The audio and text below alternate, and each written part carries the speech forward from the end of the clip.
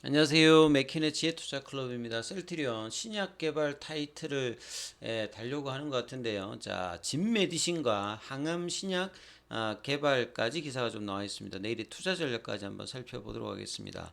먼저 차트를 좀 살펴보면요. 시장이 갈 때도 안 가고 시장이 안 가면 더 이렇게 빠지는 이 대표적인 이제 뭐 헬스케어 종목이 지금 셀트리온이 되어 가고 있는데요. 자, 2월달 초에 양봉의 어떤 기대감으로 볼린저 밴드 상단 태깅의 어떤 기대감이 올해 첫 번째 나타났다가 거의 한 달 내내 주가가 17만 원 부근에서 14만 5천 원대까지 15% 이상 빠지면서 2023년도에 대부분의 어떤 종목들이 이제 반등을 좀 보여줌에 비하고 시장하고 정반대로 가면서 오히려 또 시장이 또 부진할 때는 계속 이제 지속적으로 하방을 보여주면서 지금 추세 강도 지표를 나타내는 ADX표가 50까지 올라갔다는 말은 이 하락의 어떤 강도가 세다는 소리죠. 그러니까 이런 부분들이 이제 수급에 가장 영향을 계속 이제 받으면서 이런 흐름들을 보여주고 있는데, 자, 오늘 같은 경우에도 외국인들 특히나 기관 쪽에서 10만 주 넘게 일단 매도를 했고, 개인들은 뭐 지난주에서 계속 일단 밑단에서는 받아주고 있습니다. 시간에 200원 빠져서 0.14. 자, 공매도 매매 비중은 이제 5.93%인데요. 최근에 이제 그 셀트리온 입장에서 신약 개발 관련해서 ADC 중심으로 많이 하고 있는데, 오늘 이제 그 미국 기사에 보면 지금 시젠이 급등을 합니다. 우리 국내에 있는 시젠이 아니고요. 이 시애틀 제네틱스죠. 최근에 이제 그 ADC 관련되는 부분에서 중요한 회사이기도 합니다. 최근에 이제 그 일본의 그 어, 회사하고 이제 아스트라제네카하고 ADC 관련되는 에너투 관련되는 부분에서 상당히 이제 의미가 있었는데요. 이 ADC 관련해서 또 중요한 또 회사 중에 하나가 이 시애틀 제네틱스거든요. 그래서 오늘 지금 개장 전에 지금 장전에 13% 급등을 하는 거는 작년에도 사실 이제 6월 달에 이 머크가 사실 좀 인수를 하려고 했어요. 그 작년 6월달 보면 이렇게 급등을 하려고 이제 했던 시젠의 어떤 주가가 났는데 그러다가 이제 요게 안 됐죠. 그러다가 다시 저 급등하는 것은 하이자가 인수한다는 어떤 이야기들이 지금 나오면서 지금 올라갔어요. 이 왜 그러냐면 아까 말씀드렸던 ADC 관련되는 부분에서 상당히 지금 강자 입장에서 시젠도 있고 에너투 관련되는 부분으로 사실 이제 아스트라제네카가 상당히 중요한데 과거에 이제 아스트라제네카를 그 하이자가 또 인수를 한번 시도를 하려도 안 됐는데 하이자라는 게 본래는 이제 뭐 우리 오래된 회사죠.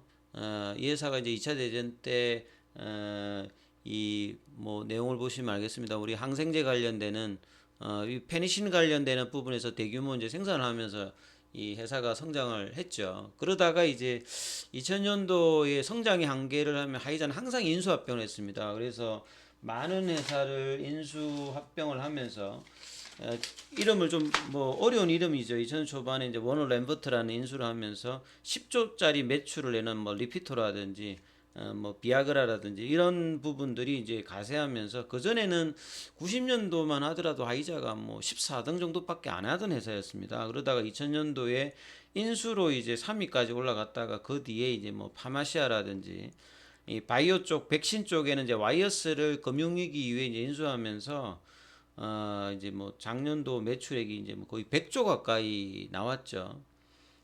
그리고 작년에 이제 번 거의 대부분이 사실은 이제 뭐 코로나 관련되는 이 백신이라든지 치료제 관련되는 부분이었기 때문에 하이자의 주가를 보시면 알겠습니다만 지금 이 작년도 고점 대비해 가지고 거의 30% 이상 빠지고 있죠. 이 말은 뭐냐면 작년에 어떤 매출액을 냈던 그이 부분들 자체가 이제 지속성을 못 내는 거죠. 코로나 때 이제 올라갔던 부분들이 이제 빠져나가는 거죠.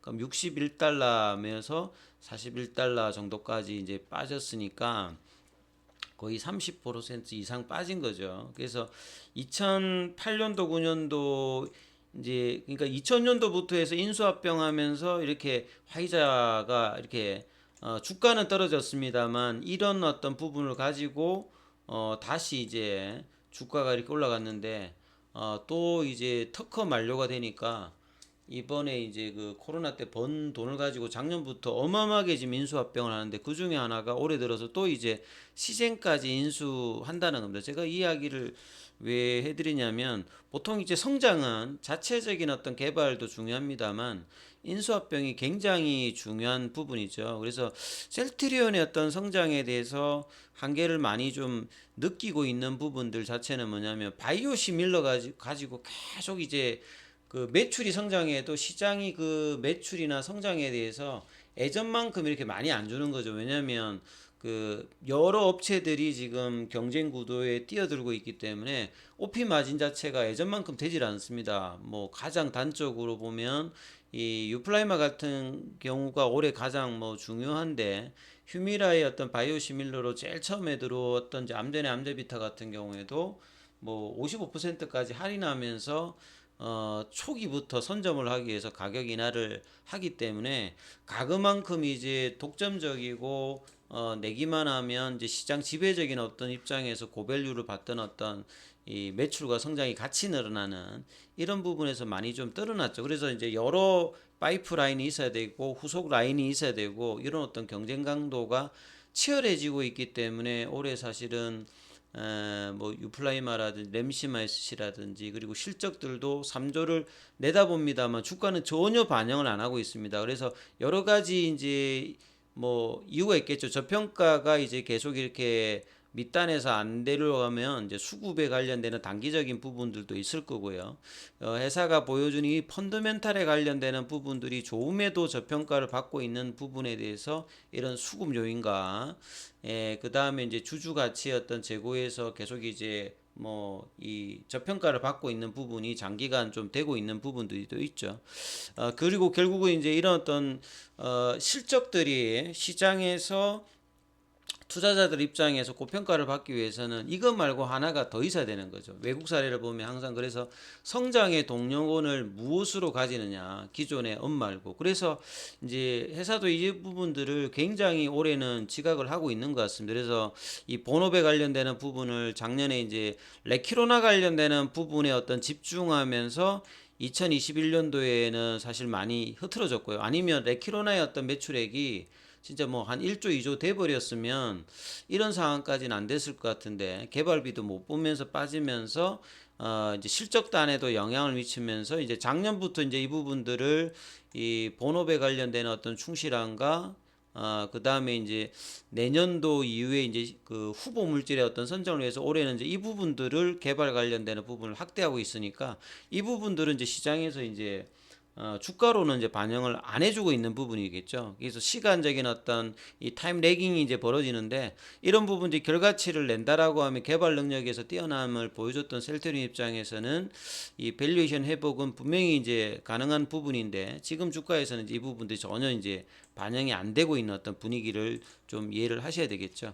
그래서 지금 오늘도 기사 나온 보면 바이오 벤처 중에서 이 진 메디신은 비상장 쪽에서도 상당히 관심이 있는 회사였어요. 예, 이게 시리즈 A라든지 시리즈 B까지 이제 2021년도까지 아마 투자를 받았습니다. 이 회사가 하는 형태가 이제 뭐 그 3세대 이제 4세대까지 볼 수 있는 항암 바이러스 플랫폼 관련되는 부분이거든요. 항암 바이러스라고 하는 게 보통 이제 우리 항암 백신이라는 말도 쓰고 이제 항암 바이러스라는 말도 쓰는데요. 항암제 라인에서 이 바이러스를 통해서 보통 이제 신라젠의 팩사백이 이제 이런 기전입니다. 그래서 이 뭐 바이러스를 통해 가지고 몸 안에 들어가면 이제 이게 암세포 안에 뚫고 들어가서 바이러스가 들어가니까 이제 숙주 암세포에서 커지겠죠. 그러면서 이제 터지면서 암세포를 터트리면서 이제 그 부분들이 이제 면역세포에게 어떤 이제 인지를 해주면서 그 면역 감문 억제제들이 이제 이 치료하는 요런 기전을 가지고 있었기 때문에 요게 이제 대표적인 게 이제 암제는 임리직이거든요.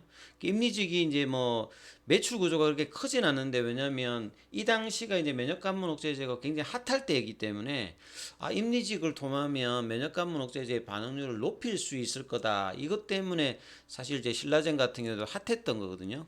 그런 어떤 개발 플랫폼을 가지고 있는 회사 중에 하나가 또 진 메디신이다 이 말이죠. 그래서 이 기전 자체에 대해서는 상당히 이제 외국계에서는 관심을 가지고 있는 부분입니다. 근데 셀트리온이 여기하고 좀 뭘 하겠다 이러냐면 새로운 방식의 항암 기술을 가지고 뭘 하겠다는 건데요.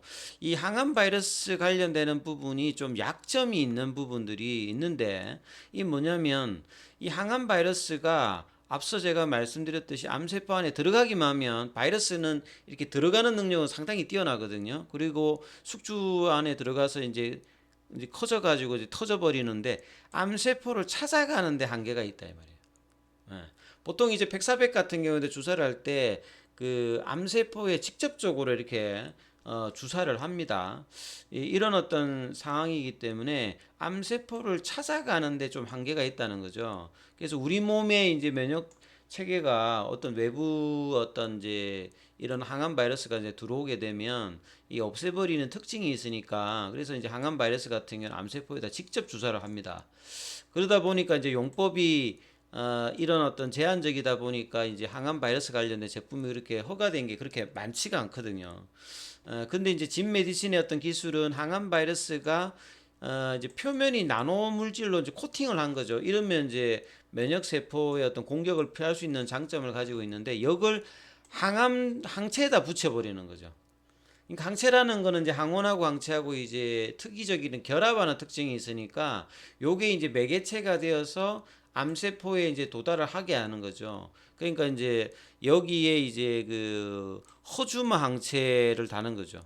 허주마 항체에다가 이 항암 바이러스를 붙이는 겁니다. 일종의 이제 뭐 ADC하고 좀 비슷한 모달리티예요. 근데 이제 항체에다 항암 바이러스를 이제 다는 어떤 형태를 이제 해서 셀트리온이 이제 항체를 좀 제공하고, 이제 진 메디신 이제 이런 식으로 이제 개발을 뭐 한다 이렇게 보시면 되겠죠. 그래서 셀트리온이 보유한 여러 이제 항암 항체에도 기타 부분에도 이제 항암 바이러스를 붙여가지고 싱하고 개발하겠다. 그러니까 셀트리온이 바이오시밀러로 막 지금 만들어져 가지고 팔고 있는 이런 부분들을 이런 어떤 플랫폼과 다른 어떤 제형으로 굽히면 이게 다 신약이 될 수 있으니까, 상당히 이제 시너지 효과를 낼 수 있으니까 셀트리온이 ADC도 하고 이중항체, 뭐 mRNA, 마이크로바이옴, 이번에 이제 항암 바이러스 플랫폼까지 확보한다는 말은 신약 개발에 상당히 지금 적극성을 띈다는 거죠. 그래서 이렇게 동시다발적으로